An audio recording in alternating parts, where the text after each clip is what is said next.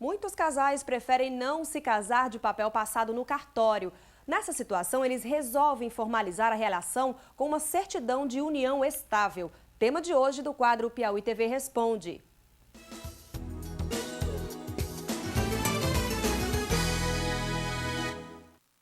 Flaviano e Delisier mantêm uma união estável há 7 anos. Têm 2 filhos, mas nunca casaram. Por conta disso, já tiveram que enfrentar algumas situações complicadas. Depois de ter já um filho, a gente decidiu procurar a igreja para batizá-lo. E aí nós enfrentamos dificuldade por não ser casado no religioso. A igreja, a informação que nos dava era que a gente não poderia batizar o nosso filho no religioso por não sermos casados. Foi exatamente esse o motivo que fez eles decidirem não casar. A gente fez um registro em cartório, na realidade uma declaração de união estável. Foi feito no cartório porque sempre que era preciso para fazer plano de saúde, alguma forma de comprovar a união estável, sempre os órgãos, os planos de saúde exigiam que a gente tivesse essa declaração. Apesar dessas pressões da sociedade, para este advogado, a diferença entre a união estável e o casamento é meramente formal. E na união estável basta que 2 pessoas, independente do sexo, convivam e aquela convivência tenha como objetivo a formação de uma família. No caso do casamento, as pessoas têm que se dirigir a um cartório, levar documentos. Depois desses documentos será publicado um edital. Esse edital estará sujeito a alguma impugnação. Então, é essa formalidade que o casamento requer, que não é exigido na união estável. As mesmas regras e benefícios para o Flaviano e a Delisier diante de uma união estável servem também para casais homoafetivos. Isso iniciou em 2011. Essas regras foram consolidadas a partir de uma decisão do Supremo Tribunal Federal. Ou seja, para a Quitéria e a Marinalva também valem as mesmas regras. Bem pouco tempo, muitas pessoas, principalmente operadores do direito, vinham de forma atravessada as uniões estáveis e mais atravessada ainda as uniões estáveis entre pessoas do mesmo sexo, né? E que bom que a sociedade evolui, que a sociedade amadurece, que a sociedade muda seus conceitos e está revendo seus conceitos com relação às uniões estáveis. Os efeitos na vida delas são realidade hoje em dia.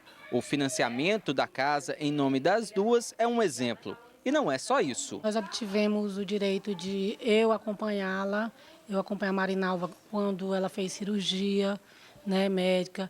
Inclusive, quando a gente fez o casamento na praça, eu gozei aquela licença de gala na Fundação Municipal de Saúde, de onde eu sou servidora.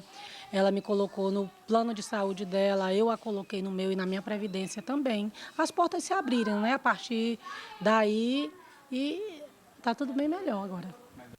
E a gente continua a falar sobre união estável. Se você tem alguma dúvida sobre o assunto, faça sua pergunta. Ligue para a gente pelo 2107-6632. Quem responde aos seus questionamentos é o defensor público João Neto, que já está aqui conosco. Boa tarde, doutor João Neto. Bom, lá na defensoria, por exemplo, quais são as principais dúvidas de quem tem uma união estável? Olha, eu estava até olhando essa reportagem. É muito comum que essas dúvidas, esses questionamentos surjam no término de uma relação. E aí até vi o exemplo desse casal que teve o cuidado de promover, ele até falou uma espécie de contrato, e é possível sim que as pessoas que vivem em regime de união estável possam estabelecer uma espécie de contrato de convivência justamente para lá na frente, né, para qualquer pleito, qualquer problema que tenha, que eles precisam resolver, eles têm como comprovar que realmente viviam em regime de união estável. As dúvidas mais comuns são aquelas de qualquer casal, por exemplo, que estabeleceu uma união civil através do casamento. Como é que fica a questão da divisão desse patrimônio? Como é que fica a questão da guarda de filhos? Como é que fica a questão de eventual pedido de pensão alimentícia? As dúvidas mais comuns que nos chegam geralmente são essas. Bom, e nós já vamos aqui para as perguntas, porque elas são muitas. A Erondina, do Dirceu 2, quer saber o que fazer para anular uma declaração de união estável. Olha, anular... Quando ela estabeleceu, quando ela fixou com o parceiro, com o seu companheiro, esse contrato de convivência, essa declaração de união estável, né, em tese, presumiu-se que ela estava agindo com boa fé, que ela estava no pleno gozo do exercício da capacidade civil, então ela vai ter que provar alguma espécie ou que ela foi coagida, ou que ela agiu com dolo, ou que ela foi enganada. Então ela vai ter que provar algum vício que eventualmente possa levar à nulidade dessa declaração. A Lúcia, do Alto da Ressurreição, como adquirir uma certidão de união estável após a morte do companheiro? Aí, nesse caso, ela vai precisar de uma ação judicial. Então, ela vai ter que ingressar com ação judicial. Precisa de testemunhas? Precisa de testemunha. Ela vai ter que levar prova que vivia realmente com esse companheiro em regime de união estável. Vai ser ouvida por um magistrado e, ao final, ela vai obter essa declaração através de uma sentença judicial. E só assim ela vai obter também os direitos, todos os direitos. A partir desse reconhecimento da união estável, através dessa sentença judicial, ela vai pleitear outros direitos, até eventualmente uma pensão por morte, por exemplo. Tem uma pessoa que não quer se identificar, não tem declaração de união estável. O que fazer em caso de separação? A mesma coisa, né? Um casal, quando estabelece uma união através do casamento, eles ingressam com ação de divórcio. E nessa ação de divórcio, o juiz dá uma sentença decretando o fim daquela relação e estabelecendo como é que fica todos os questionamentos em relação ao fim dessa relação. Como, por exemplo, a divisão do patrimônio e a pensão. A mesma coisa acontece com um casal que vive em regime de união estável. Se eventualmente essa relação termina e eles não tiverem, por exemplo, acordados em relação a todos esses questionamentos que eu acabei de mencionar, vai ter que ser resolvido através de uma ação judicial também, em que o juiz ele vai decretar o fim ele reconhece e automaticamente nesse reconhecimento ele decreta o fim daquela união estável e nessa mesma sentença ele estabelece todos os direitos de cada um desses companheiros. Tem uma pergunta aqui de outra pessoa também que não quis se identificar. Ele vive há muitos anos com um homem que legalmente ainda é casado e quer saber se no caso de uma separação, tanto ela quanto ele teriam direito aos bens dessa pessoa, desse outro. Ele é separado de fato, bom, eu não sei se eu entendi, mas... Ele vive com essa pessoa, mas legalmente ele ainda é casado. Não, essa união que ele acabou de mencionar, ele vive com uma pessoa ainda legalmente casada, ela também é reconhecida como união estável, desde que ela consiga provar que esse companheiro dela esteja separado pelo menos de fato. No caso de uma separação, a ex-mulher e o atual companheiro também teriam direito aos bens? Depende. Se esse patrimônio foi adquirido já após a separação de fato dessa ex-mulher, aí essa ex-mulher eventualmente não vai ter direito a esse patrimônio. Esse patrimônio vai ser dividido entre o companheiro e essa atual companheira. A Maria, do Deus Quer, mora há 3 anos com o companheiro, ele é separado, mas não é divorciado, está na mesma situação, né? Quer saber se tem os mesmos direitos nessa situação. A mesma situação. Se esse companheiro for separado de fato, mesmo ainda não tendo providenciado esse divórcio judicial, essa nova relação é considerada também como união estável. Tem a Ana Julieta, também do Renascença 2, diz que tem uma relação estável há 21 anos e tem uma filha de 20 anos.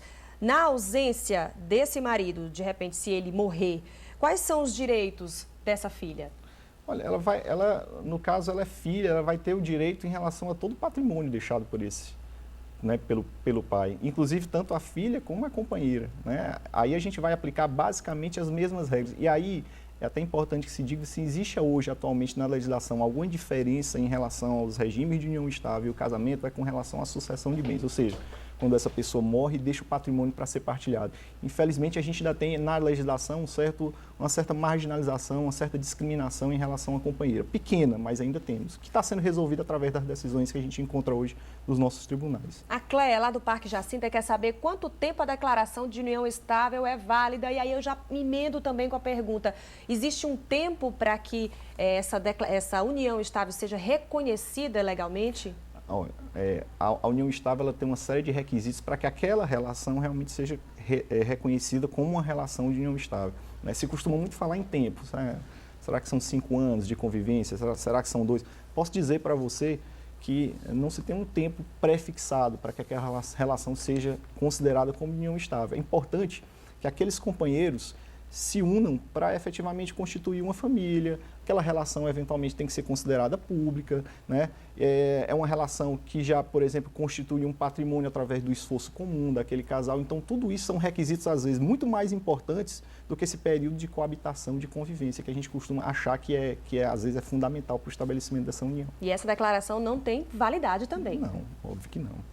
Muito obrigada, então, pelos esclarecimentos. Eu conversei aqui com o defensor público, Dr. João Neto, Boa tarde para o senhor. Boa tarde, eu que agradeço. E você já pode acessar o portal G1 Piauí para escolher o próximo tema do quadro